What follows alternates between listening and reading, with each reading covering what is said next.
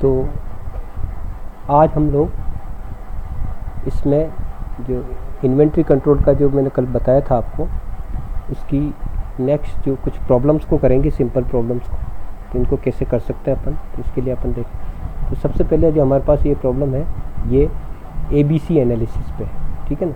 तो ABC analysis में हमारे को यहाँ पे तो दिए हुए हैं स्टॉक नंबर। जैसे कि आप जानते हो स्टोर में जो भी आइटम होते हैं हमारे, वो स्टोर में जो आइटम होते हैं उनको हम कोडिंग करके रखते हैं, जिससे कि हमारे को उसको लोकेट करना, उनको रखना और इस तरह से वो इजी रहता है। ये उन आइटम्स के कोड नंबर है, तो इन कोड नंबर के हिसाब से इनको रखा हुआ है। और इनका एनुअल रुपीज़ में जो वॉल्यूम है वो हमारे को यहाँ पे दिया हुआ है कि इनकी एनुअल कॉस्ट कितनी कितनी ये आ रही है। तो इसको हमारे को ये दिया हुआ है, तो इसको हमारे को ABC एनालिसिस के अकॉर्डिंग क्लासीफाई करना है। तो सबसे पहले तो हम क्या करेंगे, इन सबको जोड़ लेंगे। इन सबको जोड़ लेंगे तो ये सारी जो क्वांटिटी है कितनी, 12,500 plus 9,000 plus 3,200 plus 1,550 plus 620 plus 65 plus 53 plus 32 plus 30, और इन सबको जोड़ेंगे ये आएगा आपका 27,050, शायद यही आएगा। चेक कर लें एक बार, एक मिनट चेक कर लेते हैं।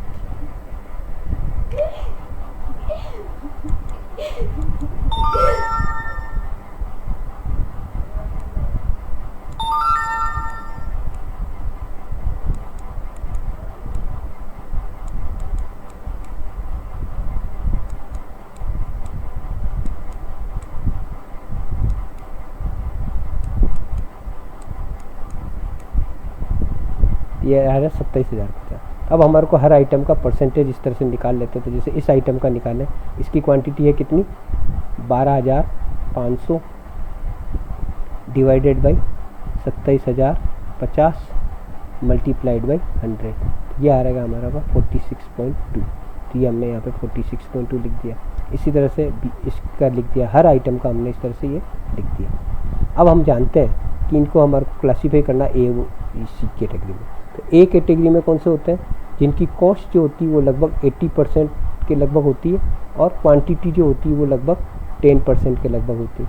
तो अब इनमें से हम जैसे इन दोनों आइटम को जोड़ लें, फर्स्ट और सेकंड, ये जो RJ 24 ये, तो इस A कैटेगरी इनको जोड़ें तो हमारे को इसकी कितनी हो रही है, 46.2 प्लस 33.3, तो ये हो जाता है 597। तो लगभग 80% ये दोनों आइटम ही हो जाते हैं। ये दोनों आइटम कौन से, ये हो गया हमारा किसमें, A कैटेगरी में आ जाए, ठीक है। इसी तरह से हम क्या करते हैं, पहले C कैटेगरी निकाल लेते हैं। C कैटेगरी में हमारा क्या होता है, C कैटेगरी में होता है कि जिनकी कॉस्ट वैल्यू तो होती है वो 5 से 10% के करीब होती है, जबकि जो वॉल्यूम जो होता है वो होता है करीब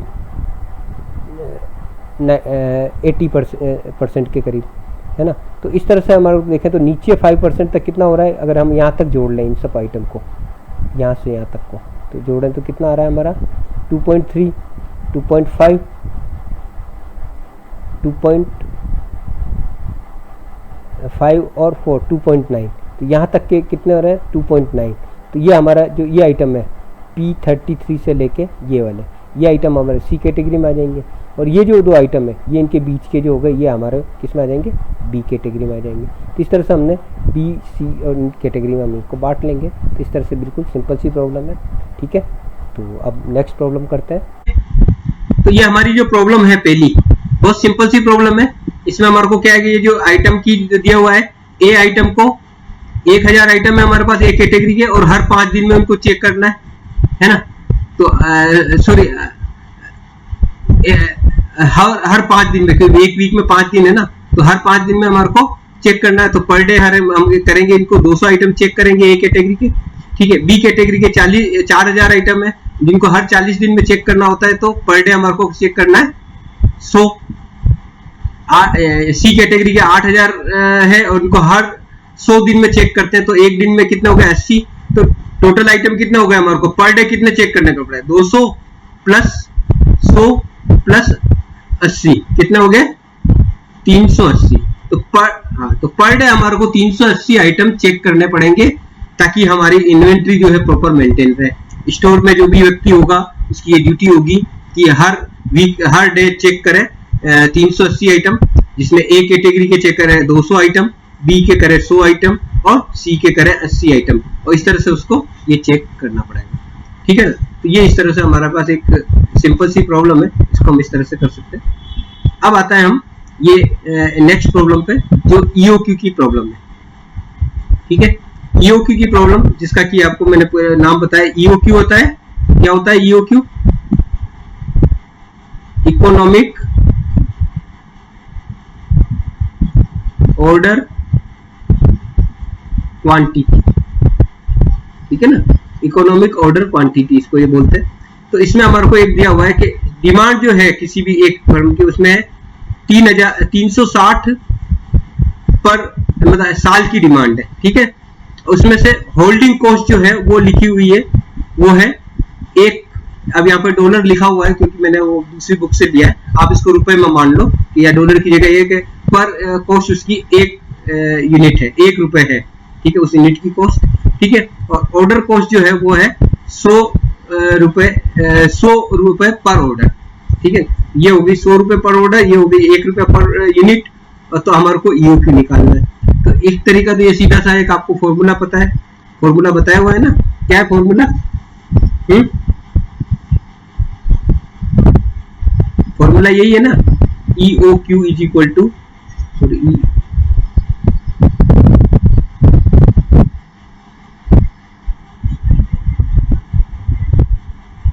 EOQ is equal to under root twice of demand, ठीक है, multiplied by ordering cost,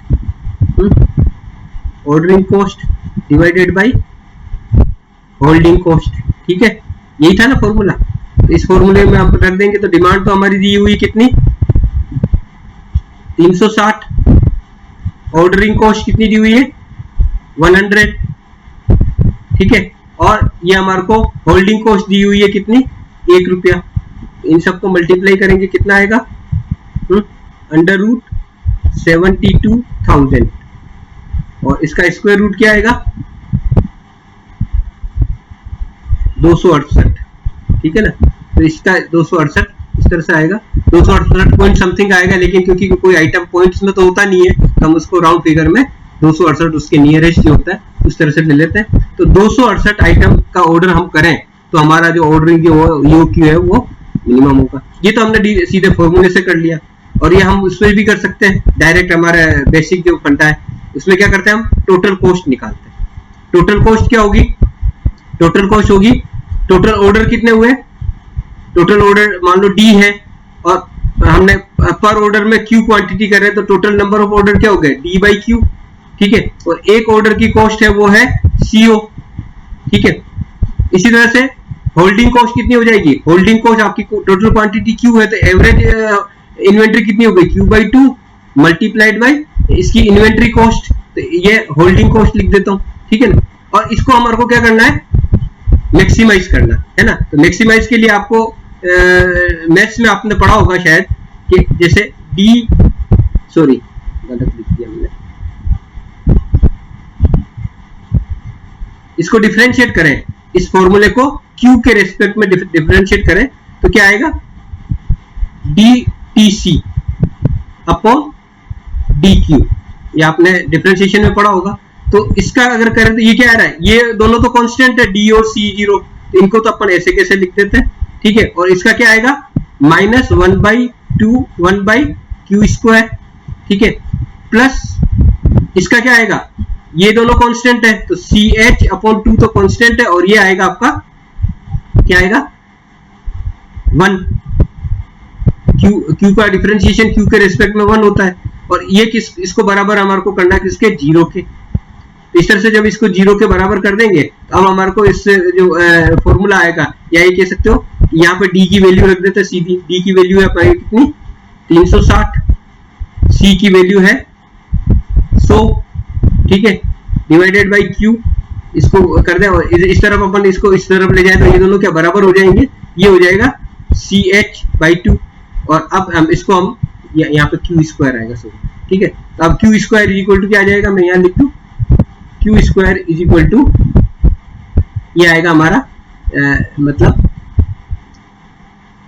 2 into 360 into 100 बटा सी एच कितना है हमारा यहाँ पे 1, तो सी एच 1, और क्यू इज इक्वल टू क्या हो जाएगा इसका अंडर रूट, ये फॉर्मूला आ रहा है और इससे हमने निकाला कितना 268 रुपए। तो क्लियर, समझ में आ गया ये चीज?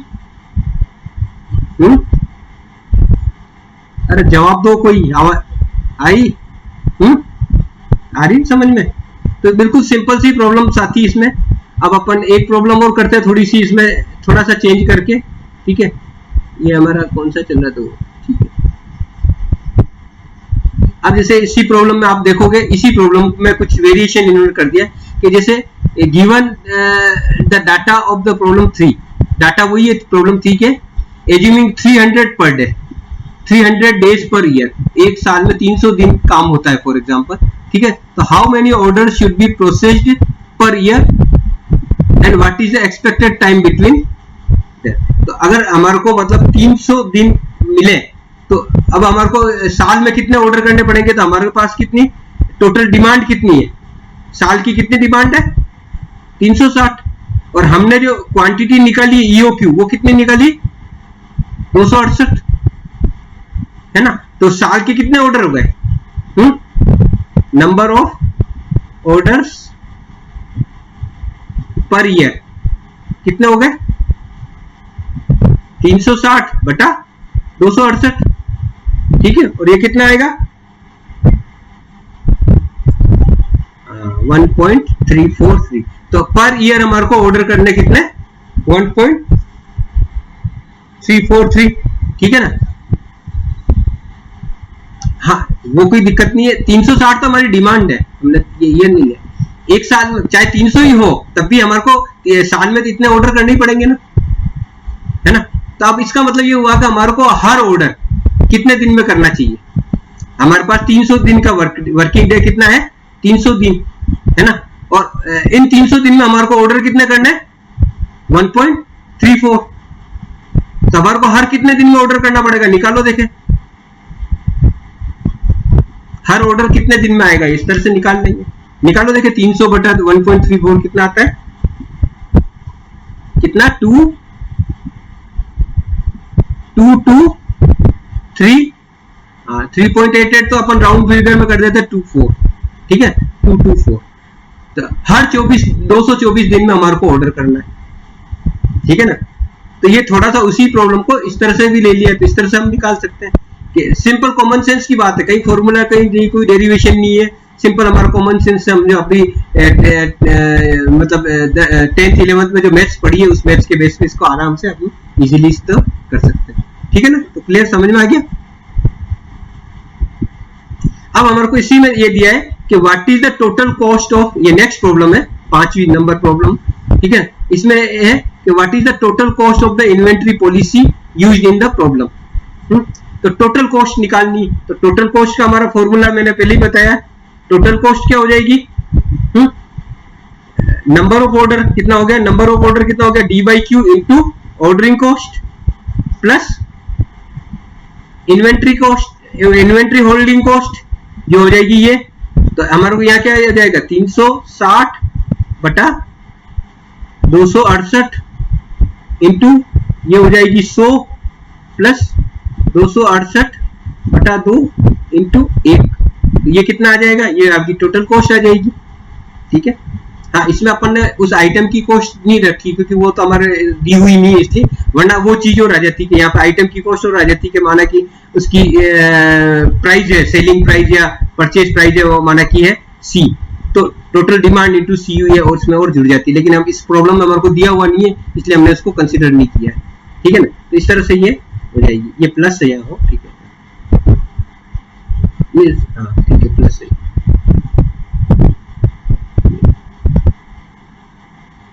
सॉरी इक्वल का साइन है ना, तो ये पेन गड़बड़ चलता है इसमें थोड़ा सा, जो लिखने में गड़बड़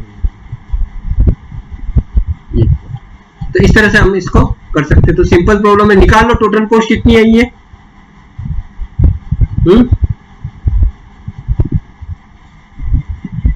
टोटल कॉस्ट। ठीक है, जो भी है मैंने जोड़ा नहीं, आप देख लेना, कोई करेक्शन कैलकुलेशन मिस्टेक हो तो वापस चेक कर लेना। ठीक है ना, तो ये इस तरह से इस प्रॉब्लम को हम चेंज कर सकते हैं। ठीक है ना, इसी तरह से ये नेक्स्ट प्रॉब्लम दी हुई है, assume the demand was actually higher than estimated.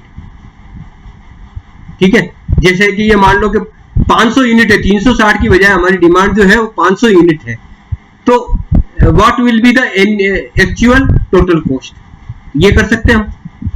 अब हमारी क्या है, कि डिमांड क्या है 500 है, तो डिमांड हमारी यहाँ पे चेंज होगी, डिमांड क्या हो गई, चेंज हो गई, जबकि क्वांटिटी जो ऑर्डर कर रहे हैं वो तो हम यही कर रहे हैं, कितनी 268, तो अब हमारी टोटल कॉस्ट कितनी हो जाएगी, अब हमारे को ऑर्डर कितने के बार कितने हो जाएंगे टोटल कॉस्ट में, टोटल कॉस्ट में D by Q into CO plus Q by 2, inventory तो उतनी मेंटेन है, इंटू CH, और ये आ जाएगी D की जगह यहाँ पे आ जाएगा 500, यहाँ आ जाएगा 268 इंटू CO कितना है 100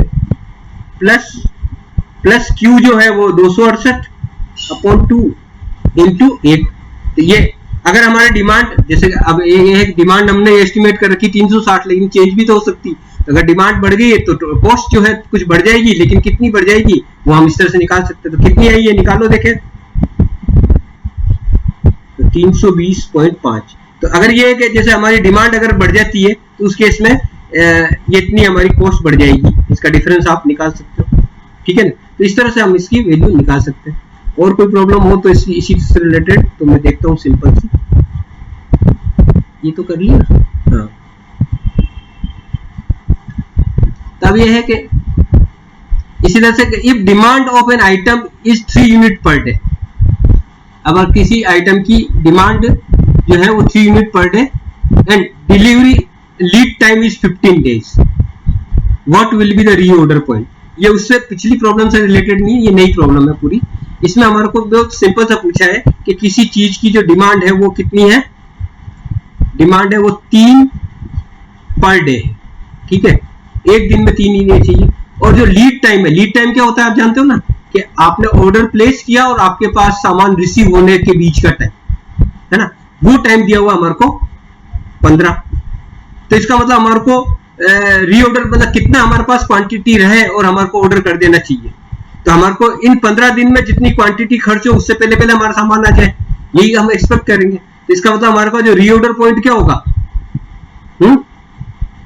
कि इन 15 दिनों में एक दिन में 3 खर्च हो रही, तो 15 दिन में कितनी खर्च होगी, 3 इंटू 15 45। तो हमारे को जैसे 45 की क्वांटिटी हमारे स्टॉक में नजर आई, हम क्या करेंगे, उसको ऑर्डर कर देंगे।